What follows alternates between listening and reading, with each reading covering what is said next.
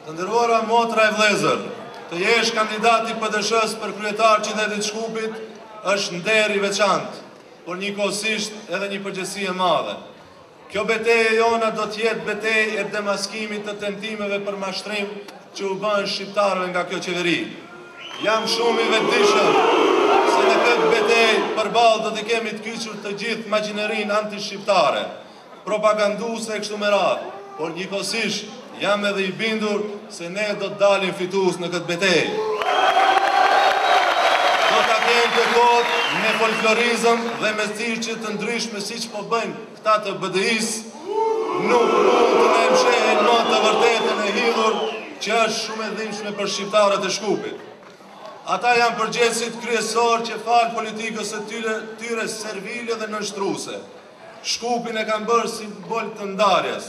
Në njërën anë i ke shqiptarët të varfur, të papunë, të pa perspektivë, të diskriminuar, të shtipur, të maltretuar, të burgosur dhe të vrarë.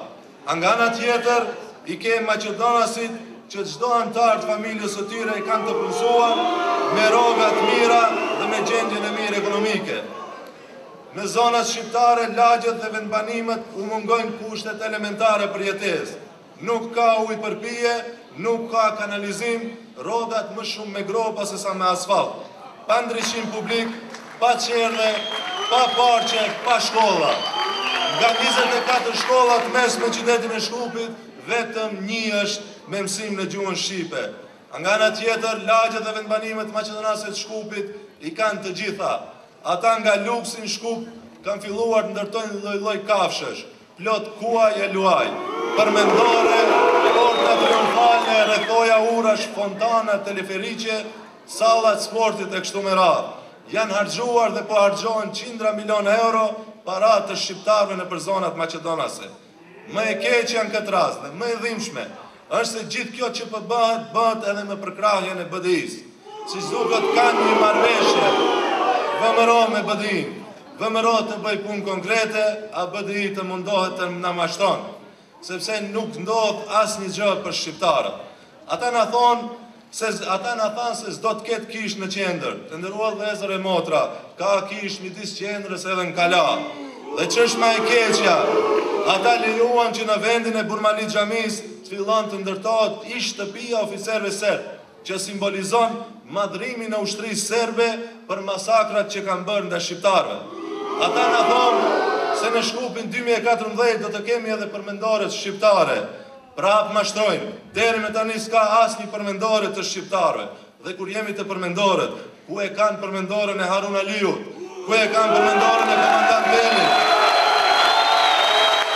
Ata lejuan që të mbyllin paralelet me nxënësit shqiptar në Nerez dhe Lisiqe dhe na mashtruan se do t'i mbyllin paralelet Maqedonase në Sarajin e Çajit. Asnjë paralele nuk ka mbyllur. Ata lejuan aksionin policor Monstra, lejuan të na etiketojnë si radikalist, terrorist, lejuan që të tërhiqin zvarr nënat dhe motrat tona, u pastisan me qindra shtëpi pa pikë faj, u rahan dhe u maltretuan në për korridore gjyqeve dhe burgjeve shqiptar të pafajshëm. Këte nuk do t'u harrojmë asnjëherë ne dhe shkupjanët. Të nderuar motra dhe vëllezër, kjo është betejë jonë. Që themi ndal, stop kësaj politike të mbrapsht dhe në thelb anti-shqiptare. PDSH-ja as edhe në ëndër nuk do të lejoj që në vendbanimet shqiptare të këndohet kënga Makedonsko Devojqe, siç ishte rasti kur BDI lejoi midis Saraj, por me PDSH-n gjithmonë do të këndohet kënga Xhamadani Via Via. Me PDSH-n shejtanat e shehtanskat nuk mund të luajnë siç po luajnë me BDI-n. Për 24 orë kanë të ndrojnë emrat e shkollave, edhe të kanë kërcejnë bile.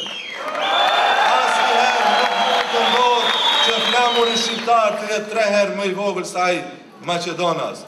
Ju garantoj për këtë gjë, sepse garancën e fuqishme dhe të vetme e kemi te kryetari jonë.